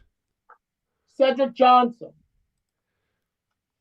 Sonia Deville, Blair Davenport, the authors of Pain, Paul Ellering, Cedric Alexander, Elsa Dawn, Giovanni Vinci, Carl Anderson, Luke Gallows. Machine Gunka. What did I say? Machine Gun Gun? I mean, he's Machine Gun Carl Anderson, but in Japan he's Machine Gunka. Well, he's married to a beautiful Japanese woman. That's for sure. So what do we think's going to happen with all these releases? They go to Ed Up. 90 days, they're going to be back. They're going to be in GCW, dude. Who's the last big GCW guy that used Tom Pescott? Yeah. Yeah. And MVP. Remember they used MVP? Is Danny doing anything? You heard anything about Danny DeMarco? Yeah, he's doing a bunch of stuff. He's going all over the them? globe, dude. He's in Detroit. With your old broadcast team. He's in fucking Chicago. He's in Deathmatch Elite. He's just like the biggest baby face that ever fucking lived, dude, obviously. He's doing all right. I don't pay attention to anything, but I do know that Ron, Mimi, and the Struggles are back together. Have you talked to Ron about this? Yeah, he said, I can't believe it. That's I it? honestly said, I can't believe what I'm seeing. What did Ron say? He said, I need to get my name back out there. He said he needs to get his name or your name back out there. His name. And I kind of was like, what are you talking about? He's got to get his name back out there, dude. I'm like, what are you talking about? Your name? Like, we know you. No need to go backwards to remind motherfuckers because we know you. But whatever. Sounds lame. I love Ron. He's the reason that I'm as inebriated as I am right now because he taught me the glory of sponsorship show. And I miss those times with him, but just for the conversations that he and I and Weapons Master Ryan have, I didn't know he would ever entertain going back. Hey. I didn't know he would ever really entertain going back because I will not. Well, yeah, but he's got to get his name back out there, dude. But I don't understand. I don't understand. Like, he's RPW. He's like Shine. He's like WWN Live with Trevin. He's moving and shaking for his years in the game. So why? I don't understand. I don't. But whatever. Well, if you have smaller hands, your wife's tits look bigger when you hold them. You know what I'm saying? Oh my God, Pat. Just trying to give you a little insight as to how the man's brain works. He's my friend forever. I love Ron to death. I saw him kicking up his hooves in Milwaukee, which is Algonquin for the good land. Hell yeah. You know, I saw him out there. And speaking of Milwaukee, aren't we sponsoring a show out there? Is it in Milwaukee? Aren't we sponsoring something out there? I thought it was in like Ohio. You're right. You're right. It was originally scheduled in in Milwaukee, but now it's in Ohio. Yeah, you're right. You're right. It's We Love Wrestling. Something Cup. What's the cup? Go Cup. It's the cup. It's a Blvd Bullies Cup. I'm announcing it. And you are announcing it. And I might, just drive with you. I might ride with you. I think I have a flight, bro. Oh, he's got a flight. Okay, forget it then. Forget it. Fly Frontier. It'll be $32. $32. Hey, so check this out. I want to play a game with you. Mm-hmm. So, you got Ricky Starks. You got any stories about ring announcing Ricky Starks ever? I've never met him. Never met him. You got Malachi Black. No man is ever truly evil. Do you have any stories about Tommy and Malachi? I mean, you said Thomas. the name. You said the name. Well. Okay. You said that, because I had him way before. I had him way before all that. And he was really a fan of mine, and I was really a fan of his. So yes, I announced Tommy and I think a total of 2 times. Once for CZW Best of the Best. Once for CZW Best of the Best. And once there was like a CZW WXW, like, X. The Death Wish Cup. What? The Death Wish Cup. Oh, what did I call it? The Kill Cup? No, yeah, we both fucked it. Okay, it's a Death Wish Cup. All right, my bad. So That's you Wish guys loved Cup. each other, and also there's Miro. So all three of them are now free agents. Rumor has it they're going to WWE, and this week, maybe this morning, maybe yesterday morning, yeah, maybe yesterday evening, right before close of business hours, they trademarked 11 new wrestler names, Larry. 11 new wrestler names. Would you like to hear them? And I just want to have you keep in mind maybe potential Ricky Starks rebrand. Let me hear. Maybe potential Miro rebrand. Maybe Let me potential hear. fucking Rich Holland, Marcus Mathers. Maybe Let an me Atticus hear. Kogar after the huge Let me splash hear. he made at the Hammerstein Ballroom. These Let me names hear. could be for the wrestlers that we love. Maybe even Shane Mercer. Let me hear. Are you ready? Osiris Griffin. The OG.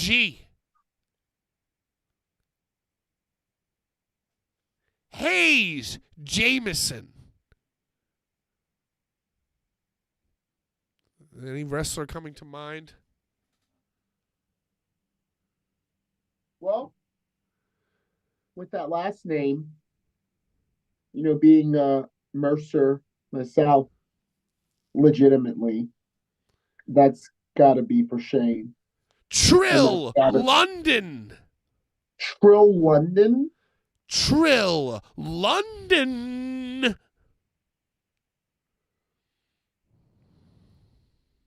Harley Riggins.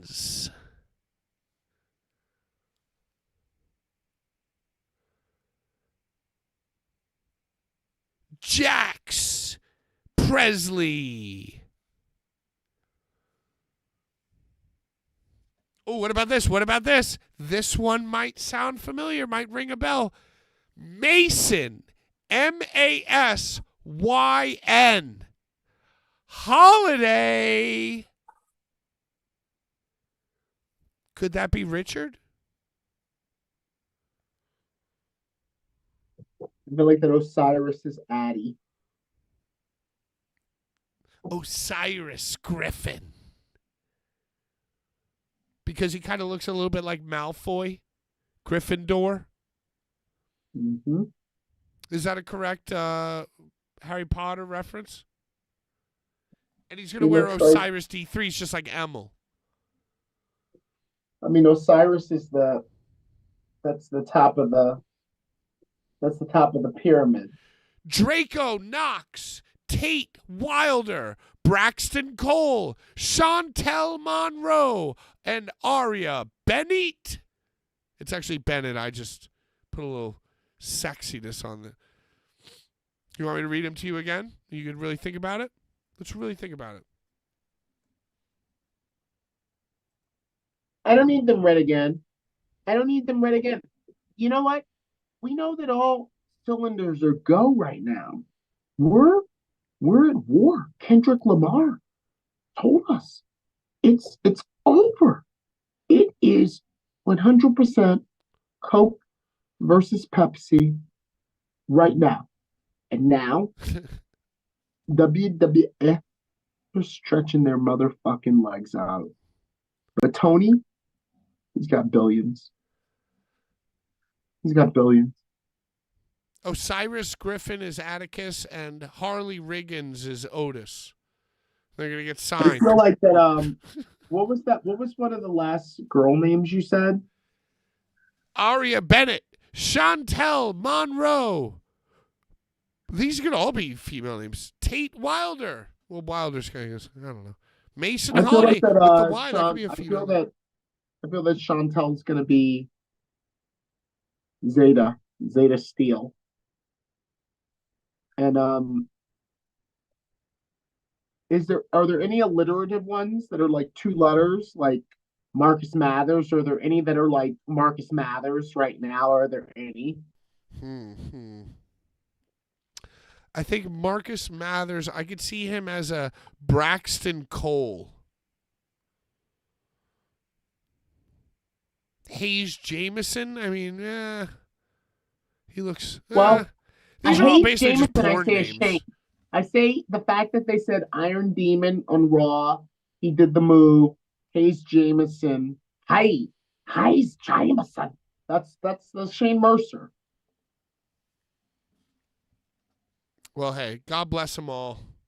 You know? How much time do we have? I gotta go. You want to go? No. No, I don't. Well, I mean, were you even here? I was in and out. I had the cat cut me. And I'm not even on my rig. I'm not even on my ring. Wherever you're sitting, the internet is much better than it was wherever you were before. So, bro, and this is what I wanted to be the whole time, but y'all were like, we got to get you a ring light. We got to get you a setup, Larry. You know, you need to get you a mic. No, bitch. I know this house. I know the best. No, we need to get you a dope setup, dude. No, because I'm not the podcaster you are. I'm just here to help out. Yeah, Marcus Mathers looks like a Braxton. I agree. Oh, Irk, I'm going to send you a shirt. Irk, I'm sorry. I got to send you. You won for the comment of the millennia. Hey, and Axel knows I'm going to send you a Vince McMahon shirt alongside this. What the hell is Chris Canyon figure. Announced Chris Canyon's last match. And I'm going to tell you something else. The giveaway for next week, which means comment on this video. We read all the comments. I'm going to put it into the regulator, the triangulator, the randomizer. The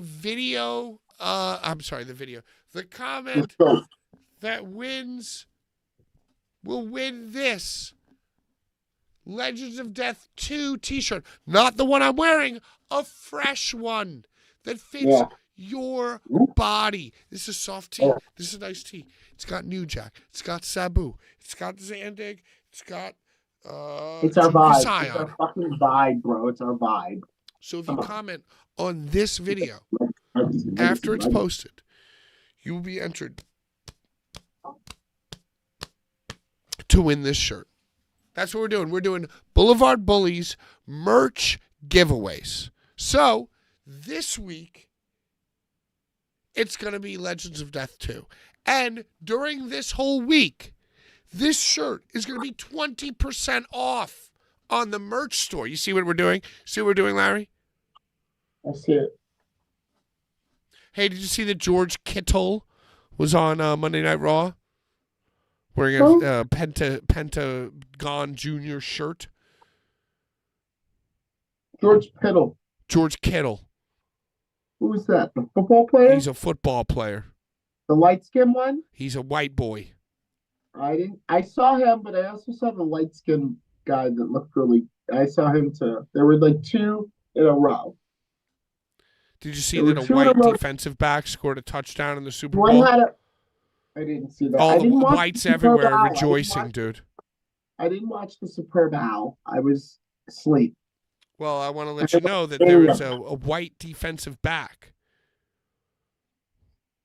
Not very fast, not very tall, not very defined muscularly. He's a piece of white bread out there. What team did he play for? The Philadelphia Eagles. And that's Jalen Hurst is the king of them, right? Well, he's their king, yeah. And Mahomes is the king of the other ones. He's the king of the others, yeah, the king of the So Chiefs. we had some light skin on light skin violence. Well, what happened? I mean, Jalen Hurts is pretty black, I think. I feel like he's a fair-skinned gentleman. I mean, he's light-skinned, but he's very black, I feel like. Well, compared to P. Mahomes. Yeah, I mean, Mahomes is very white. Mahomes might be whiter than me. Indeed he is. Yes, indeed he is. Yeah. He sounds like Kermit. I want to see a motherfucker like Lamar up there. That's the type of stud I want on right, but Lamar is much blacker than Jalen Hurts, yeah. I love that. Yeah, that's what I'm saying. That's why Jalen is not all that black. The He's blackest more- man to succeed at the Super Bowl was Kendrick Lamar Jackson. Indeed, he was. He Yeah. fucking held it down for the Lamars. He held it down for the Lamars. Yeah. I forget what we were talking about now. Anyway, dude, I'm just saying a white defensive back scored. They took away the end racism catchphrase from the end zone. First thing that happened, white defensive back scored. Kendrick Lamar came on halftime. Trump, he left. He left disgusted. He walked out at halftime. Let me ask you. I'm just saying that this is all very important because Vince McMahon was there. Let me ask you this: when you say a white defensive lineman, No, let me not a finish. white defensive lineman. Let me finish. Let me finish. Is that like Tony Saragusa from the Baltimore Okay. Ravens? So Tony Saragusa was indeed a white defensive lineman. He was the fat white right in the middle, dead center. Yes, Right. yes. Defensive you're- backs are the guys at the end of the defense. So a white defensive back scored. Right. He not only did he score, he caught an interception from Patrick Mahomes, ran it back for a tut. When we used to play football at my Catholic school, and I was really not good. I don't know why But- I'm talking about any of this. It's just interesting. It was a very, It's very okay. racial Super Bowl. People like when we do Mount Rushmore and talk about this type of stuff. When I played football on the playground during recess in Catholic school, I was not good. But there was one time where like the quarterback just threw the ball to me because he saw that I was open, and I caught it and won the game, and everyone was like, "Oh shit, Larry, you're great. You won us the game." You got a future. And yeah, so I empathize with that moment, and I'm glad that a white man did it. That's very fascinating to me. I love that for you. Well, my favorite first wrestler was Andre the Giant because I thought like he was I thought he was a light-skinned black man, but come to find out he was actually a very racist, Frenchman. He was not black at all. Extremely He just racist. had this the curly John Goodman. He had the John Goodman. You got tricked by his hair, is what you're saying. Yeah, but he hated black people. It was very racist to Kamala and Bad News Brown and a lot of blacks. Hey, Mount Rushmore of African American wrestlers.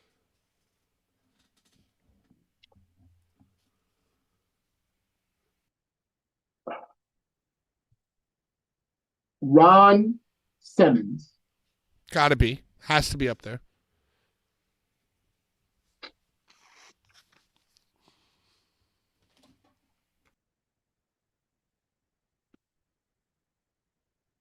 Booker T. Huffman. Fair.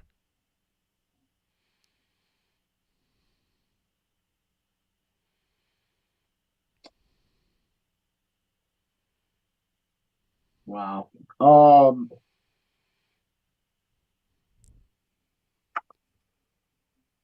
Uh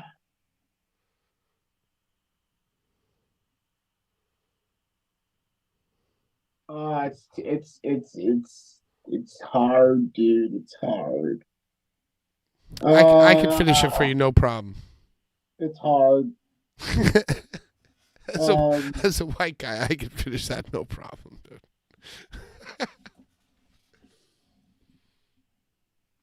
Fellow Larry Abdullah the Butcher. Okay. All right. Good one. Great one. And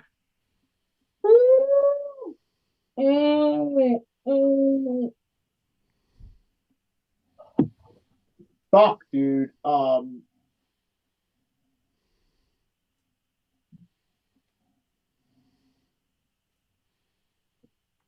Miss Texas. Who? Jackie. Hell yeah. Jacqueline. Miss Texas. Jacqueline. Jacqueline. Booker T. Ron Simmons. Abdullah the Butcher. Jacqueline. Miss Texas. Those are my Mount Rushmores. I would love to put Rocky up there, but like I want like you know how Obama's like the first black president, but he's like kind of He's not like the like Jalen Hurst. Not like Lil Wayne. He's not like Lil Wayne. He's not like Jay-Z. He's like and The Rock. I love The Rock. I love The Rock. I love his blackness, but I want my black Mount Rushmore in Black History Month to be Larry, Ron, Jackie, Book. I'm gonna go. I'm gonna just name 4 different names. But Mark Henry, Devon Dudley, fucking New Jack.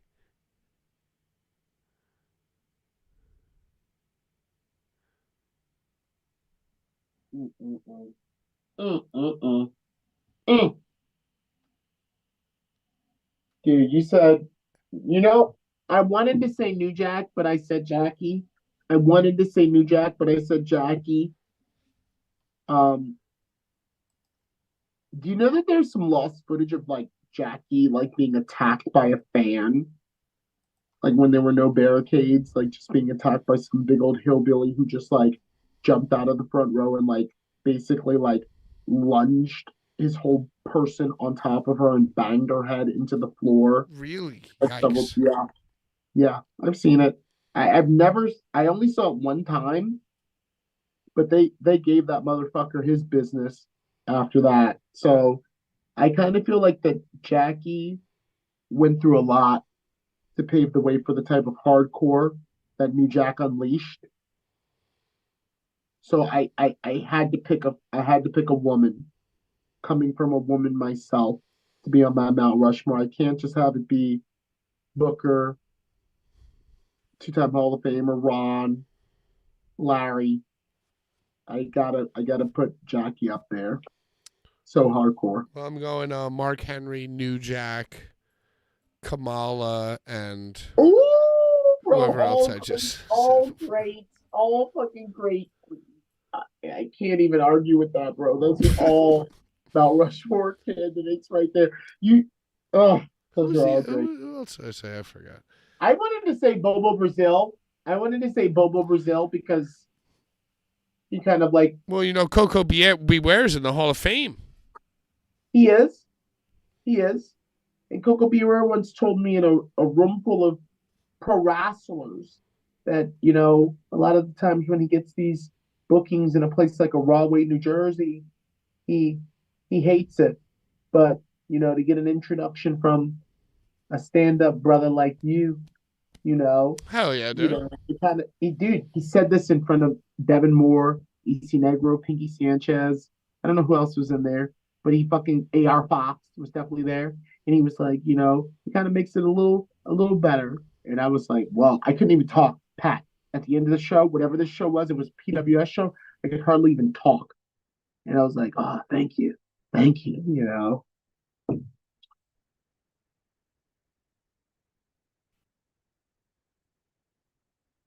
I love that for you. Hey, Mount Rushmore of white athletes. Just in general? Non-wrestlers, non-wrestling white athletes.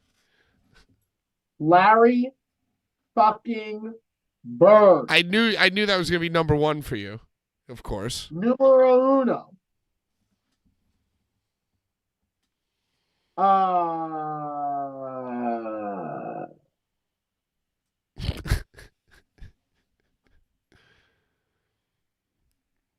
Plenty of whites.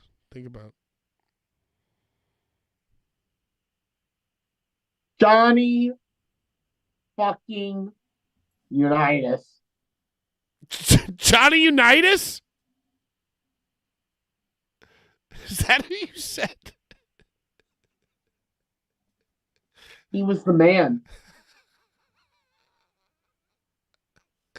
I know. Yeah, sure. His name was Johnny, not Donnie. I said Johnny. Oh, okay. I heard I said Donnie. Johnny.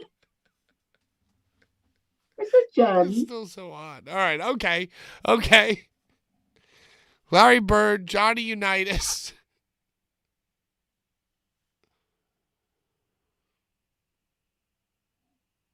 Calvin Ripken. Who is that? Cal Ripken, nigga. Oh, Cal Ripken. Come on. Okay, Cal Ripken, Baltimore's favorite son. Finally, white athletes.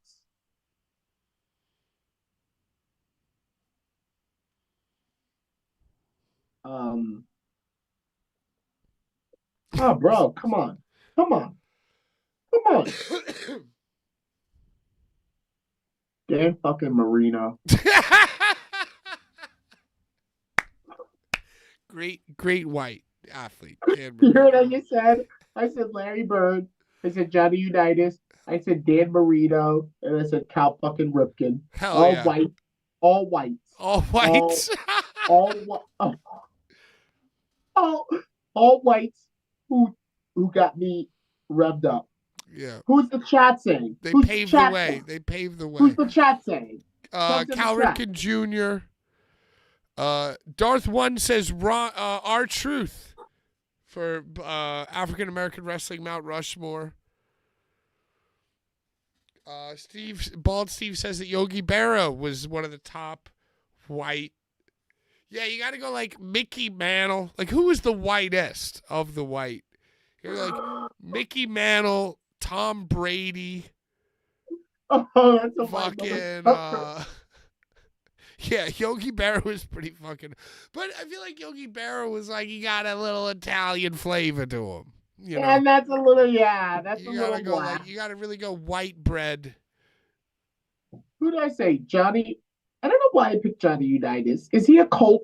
Was Johnny Unitas a Colt? He was a Colt. But like, So, yeah, like, so see, you gotta when you say, if you were to understand. say, You gotta understand. Be more.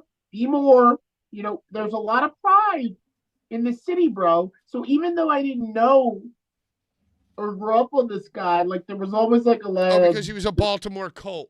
yes, before Tagliabue sold the team in the middle of the night.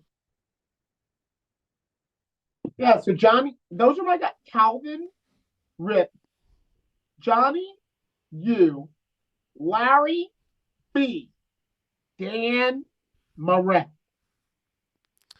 All right, How I about- guess I'll go Mickey Mantle, Tom Brady,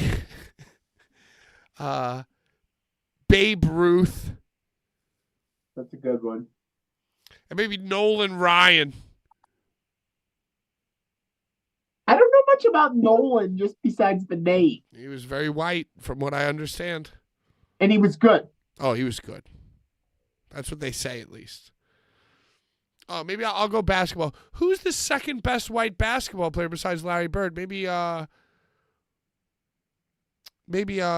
Jason Kidd. Jason Kidd, I feel like is half He's a half little black guy. miscegenated. He's a little miscegenated. No, it's the guy with the long hair.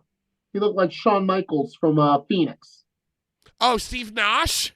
He came into the Apple store that I worked at in New York City once, and all of the black workers that I worked with were in awe. Of Steve Nash. Bro, he was awesome. Yeah, that's my. I mean, I never really liked basketball, but I just remember him being like clutch. He was great. Yep.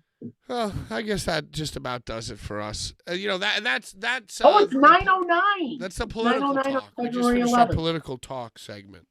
We don't want to do that. We'll get canceled.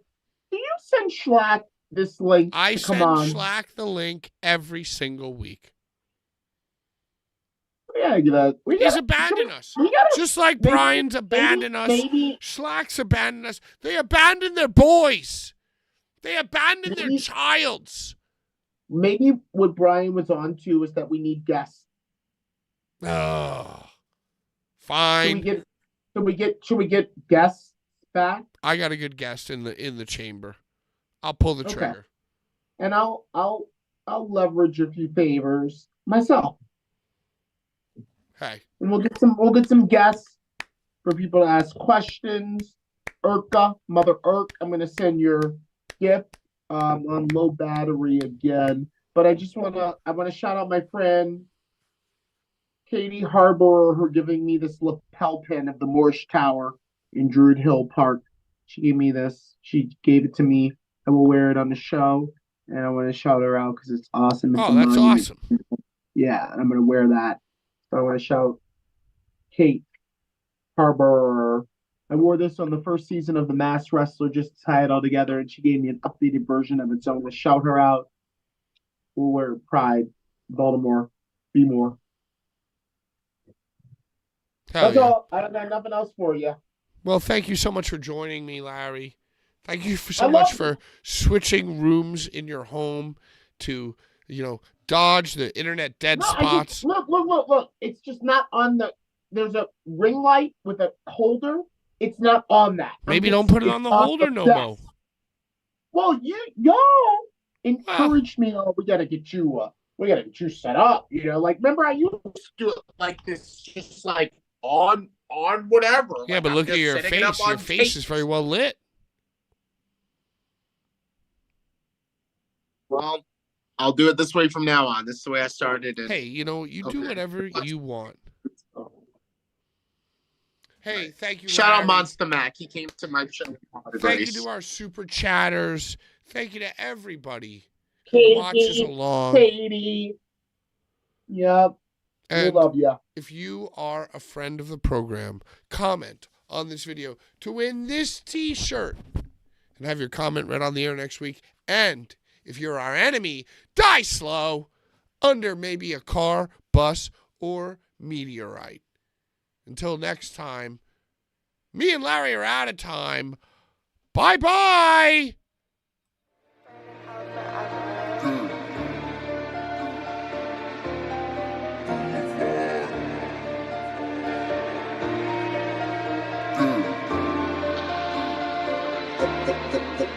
Boulevard.